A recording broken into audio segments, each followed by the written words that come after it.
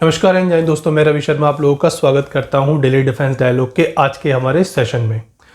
दोस्तों, पूरी दुनिया में इस समय 5th जनरेशन एयरक्राफ्ट को लेकर के होड़ मची हुई है। क्या छोटा देश, क्या बड़ा देश, क्या डेवलप कंट्रीज़, क्या अंडर डेवलप कंट्रीज़, सबको लगभग इस समय 5th जनरेशन एयरक्राफ्ट चाहिए। अब यहाँ पर कुछ देश ऐसे हैं जिनके पास पैसा और टेक्नोलॉजी दोनों है, जैसे कि यूएस है और चाइना है, जिनके पास पैसा और टेक्नोलॉजी दोनों है।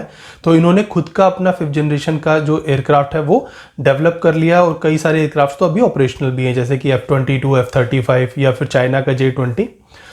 दूसरी तरफ वो कंट्रीज़ हैं जिनके पास फाइनेंशियल सपोर्ट्स की कमी है बट उनके पास टेक्नोलॉजी है। तो वो सभी कंट्रीज़ क्या कर रही हैं कि वो बहुत सारी कंट्रीज़ का ग्रुप बना करके जॉइंटली इस प्रोग्राम को कंडक्ट कर रही हैं। जैसे कि फ्रांस अपने FCRA प्रोजेक्ट को यहाँ पर शुरू किए हुए है। रशिया ने Su-57 तो बना लिए हैं बट उतने नंबर्स में नहीं बनाया और लगातार वो अपने फॉरेन पार्टनर्स को खोजने की कोशिश कर रहा है। इंडिया को भी वो काफ़ी बार इसके लिए अप्रोच कर चुका है। इसके अलावा जो यूरोप है वो भी अपने इसी तरह के प्रोग्राम्स चलाए हुए हैं। फ्रांस भी कोशिश कर रहा है कि इसी तरह के सिस्टम्स पे काम करे। यूके भी इसी तरह के प्रोग्राम्स को अभी शुरू किए हुए हैं। तो लगभग हर एक देश जिनके पास टेक्नोलॉजी है वो कोशिश कर रहे हैं कि कहीं ना कहीं से फाइनेंशियल सपोर्ट लिया जाए, कुछ कंट्रीज़ को क्लब किया जाए ताकि फाइनेंशियल बर्डन को डिस्ट्रीब्यूट कर दिया जाए। फिर इसमें कुछ कंट्रीज़ ऐसी हैं जिनके पास पैसा है बट उनके पास टेक्नोलॉजी नहीं है, जैसे कि इंडिया उनमें से वन ऑफ देम। इंडिया के पास पैसा है बट टेक्नोलॉजी नहीं है, बट हम अपनी टेक्नोलॉजी यहाँ पर डेवलप कर रहे हैं और हमारा जो एमका प्रोजेक्ट है वो हम यहाँ पर शुरू किए हुए हैं, जिसमें हम कोशिश कर रहे हैं कि हम 5.5 generation including 6th generation in future हम ऐसा एक एयरक्राफ्ट बना सकें। तो यहाँ पर कुछ ऐसे देश भी हैं बट यहाँ पर कुछ ऐसे देश भी हैं जिनके पास ना तो पैसा है ना टेक्नोलॉजी है, बट फिर भी उनको यहाँ पर 5th जनरेशन एयरक्राफ्ट चाहिए और उसमें नाम आता है भारत के नालायक बेटे यानी कि पाकिस्तान का। सो पाकिस्तान के पास ना तो टेक्नोलॉजी है ना मनी है, बट फिर भी उसको इंडिया को काउंटर करने के लिए 5th जनरेशन एयरक्राफ्ट चाहिए। और उसका ये सपना पूरा करने के लिए तुर्की, जो कि इस समय एयरक्राफ्ट मैन्युफैक्चरिंग के जो इंडस्ट्री है उसमें एक लिटरली उभरता हुआ सितारा है। सो तुर्की में अभी एक प्रोजेक्ट शुरू हुआ है। हालांकि प्रोजेक्ट तो काफ़ी समय पहले शुरू हुआ था, बट तुर्की के जो ऑफिशियल्स हैं, हायर ऑफिशियल्स, उन्होंने पाकिस्तान को तुर्की के 5th जनरेशन एयरक्राफ्ट जो कि तुर्की बना रहा है उसमें पार्टिसिपेट कराने के कुछ संकेत यहाँ पे दिए। हालांकि ये अभी ऑफिशियल नहीं हुआ है कि इस प्रोजेक्ट में क्या पाकिस्तान ऑफिशियली इंक्लूड होगा, बट तुर्की ने कुछ इस तरह के अभी संकेत दिए हैं। सो आज के हमारे सेशन में हम यही देखेंगे कि जो तुर्की का ये 5th जनरेशन एयरक्राफ्ट है वो भारत के एमका के सामने कहाँ टिकता है और क्या फ्यूचर में पाकिस्तान को ये एयरक्राफ्ट मिलेगा। इस एयरक्राफ्ट को अगर थोड़ा सा ध्यान से देखें तो इसके अंदर अमेरिका के F-22 रैप्टर की कुछ झलक दिखाई देती है। तो कह सकते हैं कि ये जो एयरक्राफ्ट है वो कुछ F-22 रैप्टर से मिलता जुलता है। अब इस एयरक्राफ्ट को बनाने के लिए बहुत सारे देशों ने तुर्की की मदद करने की यहाँ पर पेशकश की, जिसमें ब्रिटेन और रशिया प्रोमिनेंटली सामने आए। ब्रिटेन की हेल्प यहाँ पर एक्सेप्ट कर ली गई और रशिया को यहाँ पर डिनाई कर दिया गया। उसका बड़ा कारण था अमेरिका के प्रतिबंधों का डर। हालांकि ब्रिटेन के पास यहाँ पर 5th जनरेशन फाइटर एयरक्राफ्ट बनाने का कोई एक्सपीरियंस नहीं है, बट फिर भी उसके जो सिस्टम्स हैं, जो उसके इलेक्ट्रॉनिक वॉरफेयर के जो इक्विपमेंट्स हैं वो काफ़ी ज़्यादा एडवांस है। तो यहाँ पर इसीलिए BAE सिस्टम को एज अ सब कॉन्ट्रैक्टर यहाँ पर इस प्रोग्राम में इंक्लूड करा लिया गया। अब आ जाते हैं इस एयरक्राफ्ट की कुछ जनरल स्पेसिफिकेशंस पर। सो बेसिकली ये एयरक्राफ्ट जो है वो 2 वेरिएंट्स में बनाया जाना है, जिसमें पहला वेरिएंट होगा 1 पर्सन का यानी कि 1 पायलट का, और दूसरा वेरिएंट में ट्विन पायलट्स यहाँ पर होंगे। इस एयरक्राफ्ट की जो लेंथ है वो लगभग 21 मीटर है और इसकी जो विंग स्पैन है वो 14 मीटर और इसकी हाइट लगभग 6 मीटर होने जा रही है। इसके अलावा जो इसका विंग स्पैन का एरिया है वो भी लगभग 60 मीटर का होगा और उसका जो मैक्सिमम टेक ऑफ वेट है यानी कि ये कितना मैक्सिमम वेट लेकर के टेक ऑफ कर सकता है वो लगभग 27,215 किलो होगा। बात करें इसके इंजन की तो इसमें जनरल इलेक्ट्रिकल्स के GE F110 इंजन को लगाया जा रहा है। ये वही इंजन है जो कि F-16, F-15, F-14 में यूज़ किया जाता है, तो काफ़ी रिलायबल इंजन है। ये लगभग 76 किलो न्यूटन का जो थ्रस्ट है वो विदाउट आफ्टर बर्नर जनरेट करता है और लगभग 130 किलो न्यूटन का जो थ्रस्ट है वो विद आफ्टर बर्नर जनरेट करता है। इसके अलावा जो इसकी मैक्सिमम स्पीड है वो लगभग 1.8 माक की है, जो कि लगभग 2200 किलोमीटर पर आवर की होती है। इसकी जो सर्विस सीलिंग है वो भी लगभग 55,000 फीट है। इसकी जो कॉम्बैट रेंज है वो लगभग 1100 किलोमीटर की है, जो कि as compare to other aircraft इस समय में थोड़ी सी कम है। अगर बात करें इसके आर्मामेंट्स की, तो ये कई तरह के आर्मामेंट्स को ले जाने की कैपेबिलिटी रखता है, जिसमें एयर टू एयर मिसाइल्स जैसे कि जो मीटरॉइड मिसाइल है, जो कि आजकल दुनिया की सबसे ज़्यादा खतरनाक मिसाइल मानी जाती है। हालांकि भारत के रफाल और तेजस मार्क 2 जो हमारा बन रहा है एयरक्राफ्ट, उसके अंदर भी इस मिसाइल को इंटीग्रेट किया गया है। इसके अलावा एयर टू सरफेस जैसे कि स्पीयर 3 मिसाइल है, वो भी इसके साथ इंटीग्रेट की गई है। कई तरह के bomb, specially laser guided bomb, precision guided bombs, वो भी इसके साथ इंक्लूड किए गए हैं। तो कुल मिलाकर इसका आर्मामेंट का जो बेस है वो काफ़ी ज़्यादा वाइड है। इस एयरक्राफ्ट के अंदर एक्टिव इलेक्ट्रॉनिक स्कैनर है, जिसको एसआर रडार बोला जाता है, वो यहाँ पर यूज़ किया गया है। आजकल के टाइम में ये रडार काफ़ी ज़्यादा एडवांस माना जाता है, और जितने भी फाइटर्स इस समय दुनिया में बन रहे हैं जो कि एडवांस फाइटर्स हैं, 5th जनरेशन या 4.5 जनरेशन के एयरक्राफ्ट, उन सभी के अंदर इस तरह के रडार को यूज़ किया जा रहा है, क्योंकि ये रडार बहुत सारे टारगेट्स को, लैंड और एयर बेस्ड टारगेट्स को साइमल्टेनियसली ट्रैक कर सकता है। हालांकि तुर्की अपना खुद का भी एक ऐसा रडार इस समय डेवलप कर रहा है।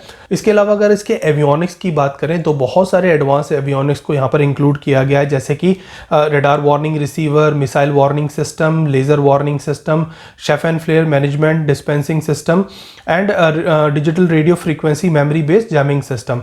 इसके अलावा इसके अंदर एडवांस नेविगेशन सिस्टम्स को भी इंक्लूड किया गया है। इसके अंदर इंटीग्रेटेड इलेक्ट्रो ऑप्टिकल सिस्टम जैसे कि infrared search track system, electro optical targeting system को भी यहाँ पर डाला गया है। और इसके अलावा इसके अंदर जो कॉकपिट है उसको भी काफ़ी ज़्यादा एडवांस बनाया गया है। हेलमेट माउंटेड डिस्प्ले और 360 एरिया अवेयरनेस के जो सिस्टम है वो भी यहाँ पर इंक्लूड किए गए हैं। इसके अलावा इसमें विंगमैन जो यूएवीज हैं उनको भी यहाँ पर इंक्लूड किया गया है। हालांकि इसकी स्टेल्थ कैपेबिलिटी अभी भी सवालों के घेरे में है, क्योंकि इसकी अभी मेड इन फ्लाइट होनी है। आने वाले टाइम में देखेंगे कि इसकी जो स्टेल्थ कैपेबिलिटी है वो कितनी ज़्यादा है, क्योंकि जो बहुत सारे एयरक्राफ्ट जो कि कहते हैं कि वो 5th जनरेशन के स्टेल्थ फाइटर हैं, बट फिर भी उनको रडार्स ट्रैक कर सकते हैं। जैसा कि J-20 कहता है कि वो एक स्टेल्थ एयरक्राफ्ट है, हालांकि उसकी स्टेल्थ की जो कैपेबिलिटी है वो भी प्रूव नहीं हुई है। तो ये एक क्वेश्चन मार्क है इसके ऊपर कि उसकी स्टेल्थ कैपेबिलिटी कितनी ज़्यादा होने जा रही है। तो ये था कान फाइटर, जो कि तुर्की का 5th जनरेशन फाइटर होने जा रहा है, और पाकिस्तान को भी ये फ्यूचर में मिल सकता है। अब देखेंगे कैसे मिल सकता है भी या नहीं है, पाकिस्तान खरीदेगा या तुर्की उसको देगा या अमेरिका उसको गिफ्ट करेगा, क्या होगा ये हम आगे वीडियो में देखेंगे। पर शुरू करते हैं, इससे पहले हम अपने खुद के फाइटर एयरक्राफ्ट के बारे में थोड़ा सा डिस्कशन कर लेते हैं, वो है एमका। एमका का मतलब है एडवांस मीडियम कॉम्बैट एयरक्राफ्ट, और ये भारत का एक एम्बिशियस प्रोजेक्ट है जहां भारत सरकार लगभग 15,000 करोड़ रुपए स्पेंड करने जा रही है। और भारत कोशिश कर रहा है यहाँ पर कि ऐसा एयरक्राफ्ट बनाया जाए जो कि 5.5 से लेकर 6 जनरेशन का एयरक्राफ्ट हो, और वो आगे चल करके हमारे सुखोई 30 MKI जो कि इस समय भारत की एयरफोर्स की बैकबोन है उसको रिप्लेस करे। ये एयरक्राफ्ट न सिर्फ एयरफोर्स बल्कि हमारी जो नेवी है वो भी यूज़ करने वाली है। कोशिश ये है कि इस एयरक्राफ्ट के 2 वर्जन बनाए जाएं, जिसमें मार्क 1 जो होगा वो 5.5 जनरेशन का होगा, और जो मार्क 2 होगा इसका जो नेक्स्ट वेरिएंट होगा वो लगभग 6 जनरेशन का एयरक्राफ्ट होगा। अब यहाँ पर 6 जनरेशन की बहुत सारी जो टेक्नोलॉजीज़ हैं वो कोशिश की जाएगी कि जो उसका फर्स्ट वेरिएंट है उसके अंदर भी इंक्लूड की जाए, क्योंकि वो स्टेल्थ है इसीलिए वो 5th जनरेशन का तो ऑलरेडी है। तो उसके अंदर जब हम हाइपरसोनिक वेपन्स या फिर स्मार्ट विंग कंसेप्ट अगर उसके अंदर इंटीग्रेट करेंगे, जो कि 6th जनरेशन एयरक्राफ्ट की टेक्नोलॉजीज़ है, तो इस तरह की टेक्नोलॉजी जब यहाँ पर हम इंटीग्रेट करेंगे तो वो 5.5 जनरेशन का एयरक्राफ्ट होगा। अब क्योंकि ये एयरक्राफ्ट एक मल्टी रोल फाइटर एयरक्राफ्ट है, तो ये कई तरह के मिशंस को कैरिड आउट करने की कैपेबिलिटी यहाँ रखता है, जैसे कि एयर सुप्रीमेसी मिशन हुए या फिर सीएड मिशन जिनको suppression of enemy air defence missions बोला जाता है वो हुए, इलेक्ट्रॉनिक वॉरफेयर मिशंस हुए, ग्राउंड अटैक्स हुआ, या फिर एयर इंट्रोडक्शंस मिशंस हुए। तो इस तरह के बहुत सारे मिशंस जो कि किसी बैटल में प्रोबेबली हो सकते हैं, फ्यूचर बैटल्स में आने वाले हैं भारत के सामने, तो इस तरह के सारे मिशंस को कैरिड आउट करने की कैपेबिलिटी ये एयरक्राफ्ट रखता है। अब हम आते हैं इसकी कुछ जनरल स्पेसिफिकेशंस पर। अब ये एयरक्राफ्ट जो है वो एक सिंगल सीटर एयरक्राफ्ट है, जिसका जो विंग स्पैन है वो लगभग 11.13 मीटर का है। इसकी लेंथ लगभग 17.6 मीटर की है और उसकी हाइट लगभग 14.5 मीटर की है। इसके अलावा जो उसका विंग एरिया है वो लगभग 55 मीटर स्क्वायर का है। इसका जो मैक्सिमम टेक ऑफ वेट है, यानी कि ये कितना वेट लेकर के टेक ऑफ कर सकता है, वो लगभग 25,000 किलो है। इसकी जो फ्यूल कैपेसिटी है वो लगभग 6,500 किलो है, और इसकी जो इंटरनल पेलोड कैपेसिटी है वो लगभग 6,500 किलो है, जिसमें 5,000 किलो अगर ये एक्सटर्नली कोई वेपन्स को लेकर के जाता है तो 5,000 किलो एक्सटर्नल वेपन्स के, और लगभग 1,500 किलोग्राम इसके इंटरनल बे के अंदर अगर कोई वेपन्स लगाए गए हैं तो इसकी 1,500 किलोग्राम की इसकी इंटरनल बे की कैपेसिटी है। अब यहाँ पर जो एक्सटर्नल वेट है वो लगभग 14 हार्ड पॉइंट्स हैं इसमें, क्योंकि ये एयरक्राफ्ट मल्टी मिशन एयरक्राफ्ट है, बहुत सारे मिशन को कैरिड आउट कर सकता है। तो यहाँ पर इंटरनली ही नहीं बल्कि एक्सटर्नली भी, क्योंकि ज़्यादातर जो स्टेल्थ एयरक्राफ्ट है उसमें एक्सटर्नली हार्ड पॉइंट्स नहीं होते, बट यहाँ पर एक्सटर्नल हार्ड पॉइंट्स का जो प्रोविजन है वो भी दिया गया है। इसके अलावा अगर हम इसकी स्पीड की बात करें तो इसकी जो मैक्सिमम स्पीड है वो लगभग 2.1 माक की है, लगभग 2600 किलोमीटर पर आवर की स्पीड है, और इसकी जो सर्विस सीलिंग है यानी कि कितनी हाइट तक ही जा सकता है तो वो लगभग 65,000 फीट तक इसकी सर्विस सीलिंग है।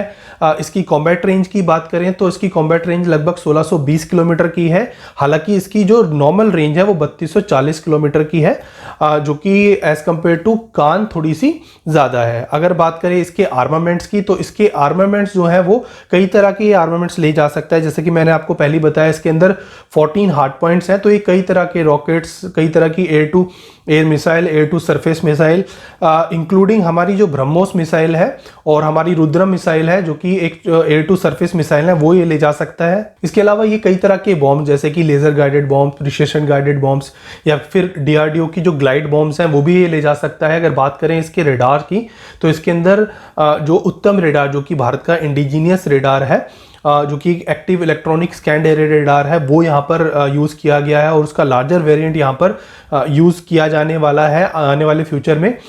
ये रेडार इंडिया ने खुद डेवलप किया है, हालांकि तुर्की अपना रेडार डेवलप कर रहा है, बट इंडिया ये रेडार ऑलरेडी डेवलप कर चुका है। इसके अलावा इस एयरक्राफ्ट के अंदर जो इंजन यूज़ किया जाना है वो भी जनरल इलेक्ट्रिकल्स का इंजन है, और ये इंजन GE404 जो कि बहुत सारे एयरक्राफ्ट में यूज़ किया गया है, जैसे कि लॉकहीड मार्टिन का F117, F-18 हॉर्नेट, तो इस तरह के एयरक्राफ्ट में ये इंजन यूज़ किया गया है। इसी का एडवांस वर्जन GE414 जो है इंजन यहाँ पर यूज़ किया जा रहा है, और यही इंजन अमेरिका के F-18 हॉर्नेट के अंदर इस समय इस्तेमाल किया जा रहा है।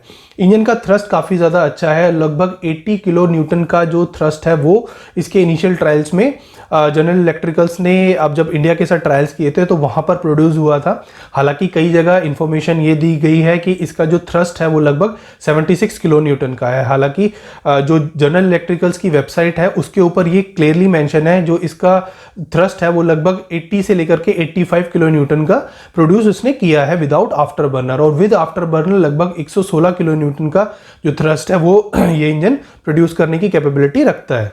एक बात और जो कि इस एयरक्राफ्ट को बहुत ज़्यादा यूनिक बनाती है वो है इसका डायरेक्ट एनर्जी वेपन्स को यूज़ करना, जिनको ड्यू बोला जाता है।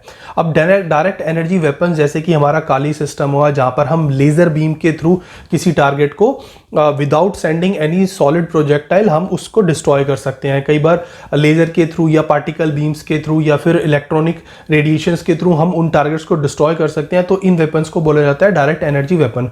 तो आने वाले फ्यूचर में हम कोशिश ये कर रहे हैं कि हम इस एयरक्राफ्ट के साथ इन वेपन्स को भी इंटीग्रेट कर लें।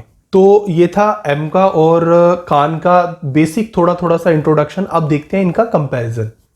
अब जब आप दोनों एयरक्राफ्ट को कंपेयर करेंगे तो आपको बहुत सारी सिमिलरिटीज़, बहुत सारे कोइंसिडेंस यहाँ पर नज़र आएंगे।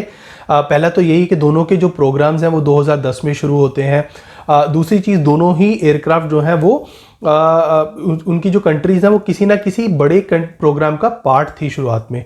जैसे कि तुर्की जो है अमेरिका के F-35 लाइटनिंग प्रोग्राम का पार्ट थी, वो बाद में बाहर हो गई। इसी तरह इंडिया भी रशिया के PAK-FA प्रोग्राम, जिससे कि सुकोई 47 जो अभी रशिया का 5th जनरेशन फाइटर एयरक्राफ्ट है वो बन करके निकला, उस प्रोग्राम का पार्ट थी। पर बाद में इंडिया ने उस प्रोग्राम से अपने आप को बैकआउट कर लिया और ये डिसाइड किया कि हम जो अपना 5th जनरेशन का एयरक्राफ्ट है वो हम अपने आप बना लेंगे। अब यहाँ पर कुछ चीज़ें हैं जो इन दोनों एयरक्राफ्ट को डिफरेंशिएट करती हैं। अब अगर दोनों के फीचर्स को भी अगर हम मैच करें तो वहाँ पर भी बहुत ज़्यादा स्टार्क डिफरेंस नहीं है।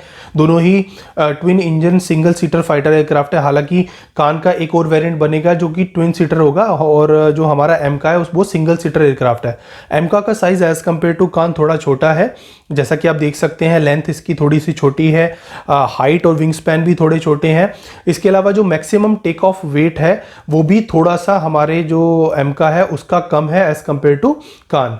उसका बड़ा कारण है इंजन का डिफरेंशिएशन। जो अमेरिका ने इंडिया को ऑफर किया है इंजन, वो F414 इंजन, उसका जो थ्रस्ट है वो कंपेरेटिवली टू कान थोड़ा सा कम है।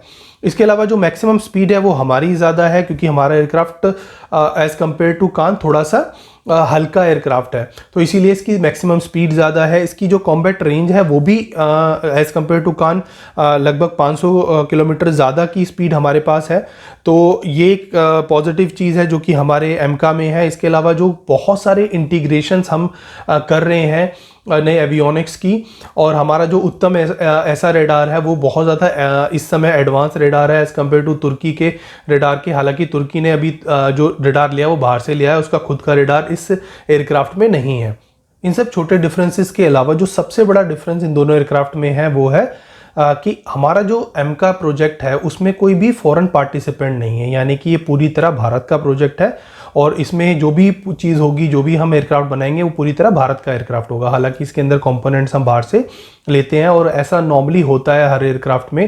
जब भी कोई कंट्री एयरक्राफ्ट बनाती है इस तरह के जो प्लेटफॉर्म्स है वो बनाती है, तो उसके अंदर कुछ कुछ फॉरेन पार्ट्स का इंटीग्रेशन होता है। बट जो तुर्की का ये एयरक्राफ्ट है कान, इसके अंदर कुछ कंट्रीज यहाँ पे पार्टिसिपेट कर रही हैं, क्योंकि तुर्की को फाइनेंशियली बहुत ज़्यादा यहाँ पर इंडिपेंडेंस नहीं है, बहुत ज़्यादा वो स्पेंड नहीं कर सकता। अभी तक एस्टिमेट ये लगाया जा रहा है कि ये जो पर यूनिट एयरक्राफ्ट है वो 100 मिलियन का एक एयरक्राफ्ट जो है ये बन करके आएगा, और कोशिश ये की जा रही है कि इस अमाउंट को डिक्रीज किया जाए। अब यहाँ पर जो पहली कंट्री इंक्लूड हुई है वो है अजरबैजान, और जो दूसरी कंट्री इंक्लूड हो सकती है जिसका इशारा कुछ दिनों पहले तुर्की के एक सीनियर ऑफिशियल ने दिया भी था, वो होगी पाकिस्तान। अब देखना होगा कि पाकिस्तान यहाँ पर इस एयरक्राफ्ट के मैन्युफैक्चरिंग में या इस एयरक्राफ्ट की पूरे प्रोग्राम में किस तरह उन तुर्की के काम आ सकता है। देखिए, पाकिस्तान के पास फाइनेंशियली सपोर्ट तो यहाँ नहीं है, और ये पाकिस्तान को भी पता है कि वो फाइनेंशियली इस पूरे जो प्रोग्राम है उसको फंड नहीं कर सकता। हालांकि पाकिस्तान ने कोशिश की थी, जब भारत ने अपना खुद का 5th जनरेशन एयरक्राफ्ट बनाने का अनाउंसमेंट किया था, तो पाकिस्तान ने भी एक जो प्रोजेक्ट है, प्रोजेक्ट AZM करके कुछ एक प्रोजेक्ट उन्होंने शुरू किया था। हालांकि उनको बहुत जल्दी ये रियलाइज़ हो गया कि हमारे पास ना तो कैपेबिलिटी है, ना ही हमारे पास मनी है इस एयरक्राफ्ट को बनाने की। तो उन्होंने कोशिश की कि हम किसी न किसी साथ कोलैबोरेट कर ले। अब वेस्टर्न पावर्स तो उनको कोलैबोरेट करने नहीं देंगी, क्योंकि कोई भी देश पाकिस्तान के साथ कोलैबोरेट नहीं करेगा except 2 countries, one is China और second one is Turkey. So China Pakistan को घुसने नहीं देगा, क्योंकि पाकिस्तान के साथ चाइना ने ऑलरेडी एक एयरक्राफ्ट बना लिया है, और उसकी क्या हालत है इस समय वर्ल्ड मार्केट में सब जानते हैं। दूसरी चीज़, चाइना कभी भी इस तरह की चीज़ों के लिए कॉम्प्रोमाइज़ नहीं करेगा, क्योंकि उसको पैसे की कोई ज़रूरत नहीं है। उसको नहीं लगता कि पाकिस्तान के जो इंजीनियर्स हैं वो इतने ज़्यादा कैपेबल हैं कि वो 5th जनरेशन एयरक्राफ्ट के मैन्युफैक्चरिंग में उसकी कोई मदद कर सकेंगे, क्योंकि ज़्यादातर चीन का सामान तो पाकिस्तान ही यूज़ करता है। कोई भी हाई एडवांस जो वेपन्स हैं वो चाइना ही पाकिस्तान को प्रोवाइड करता है, तो पाकिस्तान को इस प्रोजेक्ट में इंक्लूड करने का कोई सवाल ही नहीं उठता। तो सिर्फ एक ही कंट्री बच गई, वो बचा तुर्की। तो तुर्की ने पाकिस्तान को यहाँ पर इस प्रोग्राम में इन्वाइट किया है। किस तरह इन्वाइट किया है, क्यों इन्वाइट किया है, इसके पीछे बहुत ज़्यादा क्लैरिटी नहीं है। मुझे ऐसा लगता है क्योंकि भारत को एंटरटेन करने के लिए अमेरिका एक तरफ से भारत का साथ देने के लिए दिखाता ज़रूर है कि देखो हम आपका साथ दे रहे हैं, पर वहीं कहीं ना कहीं हमारे बैक में पाकिस्तान को खड़ा करता है हमेशा से। और अमेरिका की ये बहुत पुरानी स्ट्रेटजी है। चाइना भी चाहता है कि पाकिस्तान जो है वो 5th जनरेशन एयरक्राफ्ट बनाए, उसके पास होना चाहिए, क्योंकि चाइना भी चाहता है कि इंडिया को कर्टेल किया जाए, इंडिया को दबाया जाए, और इंडिया के कंपैरिजन में पाकिस्तान को हमेशा ज़िंदा रखा जाए। तो पाकिस्तान को हो सकता है फ्यूचर में एयरक्राफ्ट मिल जाए। पाकिस्तान ये कहता है कि मुझे इस प्रोजेक्ट में अगर एंट्री मिली है तो पाकिस्तानी ज़्यादातर मीडिया वाले ये कह रहे हैं कि उनके पास टेक्निकल कैपेबिलिटीज़ हैं और वो R&D में जो पैसा खर्च हो रहा है इस एयरक्राफ्ट की, उसमें तुर्की की मदद कर सकते हैं। कितनी करेंगे ये एक बहुत डाउट का केस है, और उनके पास कैपेबिलिटी है ये भी एक बहुत ज़्यादा हास्यात्मक चीज़ है, क्योंकि अगर कैपेबिलिटी होती तो अपना खुद का एयरक्राफ्ट इंडिपेंडेंटली बना लेते, क्योंकि हमने तो बना लिया ना, LCA Mark 1 बना लिया, Mark 2 बना लिया, एमका बना रहे हैं, हम अपने अदर प्रोजेक्ट्स पे भी काम कर रहे हैं, जैसे कि TEDBF का प्रोजेक्ट है या ओरका का प्रोजेक्ट है। तो बहुत सारे प्रोजेक्ट पर इंडिया इस समय काम कर रहा है और कोशिश की जा रही है कि हम अपना खुद का इंजन भी बनाए। हालांकि कावेरी जो इंजन हमने LCA के लिए पहले सोचा था कि हम कावेरी इंजन को यहाँ यूज़ करेंगे, बट कावेरी अभी तक पूरी तरह बन नहीं पाया, बट कोशिशें लगातार यहाँ पर जारी हैं। अब पाकिस्तान यहाँ पर इस प्रोजेक्ट में किस तरह हेल्प कर सकता है, तो बेसिकली पाकिस्तान हो सकता है यहाँ पर सिर्फ जो एयरक्राफ्ट के स्पेयर पार्ट्स हैं उनकी मैन्युफैक्चरिंग यहाँ पर करे, या छोटे इक्विपमेंट्स जो हैं उनकी मैन्युफैक्चरिंग करे, तो ये चीज़ पॉसिबल है पाकिस्तान के लिए। और जो एयरक्राफ्ट मेंटेनेंस का जो सिस्टम है, और भी बहुत सारे एयरक्राफ्ट के ऑपरेशंस होते हैं, तो वहाँ पर वो तुर्की की यहाँ पर मदद कर सकता है। फाइनेंशियली कितनी कर पाएगा इसके बारे में कोई क्लैरिटी नहीं है, और तुर्की पाकिस्तान की हेल्प से इस एयरक्राफ्ट की जो कॉस्ट है वो कितनी कम कर पाएगा, ये भी एक डाउट का केस है। पाकिस्तान को पूरी दुनिया से पैसा मिलता है, सऊदी भी उसको फंड करता है, चाइना भी करता है, तुर्की भी करता है, तो हो सकता है फ्यूचर में पाकिस्तान को ये एयरक्राफ्ट मिल जाए। बट ये एयरक्राफ्ट भारतीय जो एमका है उसके सामने कहाँ टिकेगा ये तो फ्यूचर ही बताएगा। बट एट प्रेजेंट इसकी कैपेबिलिटीज़ देख करके या इसकी जो स्पेसिफिकेशंस अभी आई हैं उनको देख करके लगता नहीं है कि ये हमारे एमका से बहुत ज़्यादा सुपीरियर है या फिर बहुत ज़्यादा सुपीरियर होने वाला है। हमारा एमका बाद में बनेगा, ये पहले बन चुका होगा, तो ऑब्वियस सी बात है हम कोशिश ये करेंगे कि हमारा जो एमका वो इस एयरक्राफ्ट से थोड़ा सा ज़्यादा एडवांस हो। तो दोस्तों ये था एमका और कान का एक छोटा सा कंपैरिजन और पाकिस्तान का रोल इस प्रोजेक्ट के अंदर। अभी हमारा एमका रोल आउट नहीं हुआ है, देखते हैं वो जब रोल आउट होगा, यानी कि उसका पहला प्रोटोटाइप जब बन करके आएगा तो उसके अंदर हमारी HAL और हमारे DRDO कौन कौन से नए फीचर्स इनकॉर्पोरेट करती हैं। इस सेशन को आज हम यहीं एंड करते हैं। ये वीडियो आपको कैसा लगा हमें कमेंट बॉक्स में ज़रूर लिख करके बताइएगा। अच्छा लगा तो लाइक कीजिए, शेयर कीजिए, और हाँ, हमारे चैनल को सब्सक्राइब कीजिए और देखते रहिए डेली डिफेंस डायलॉग। तब तक के लिए जय हिंद।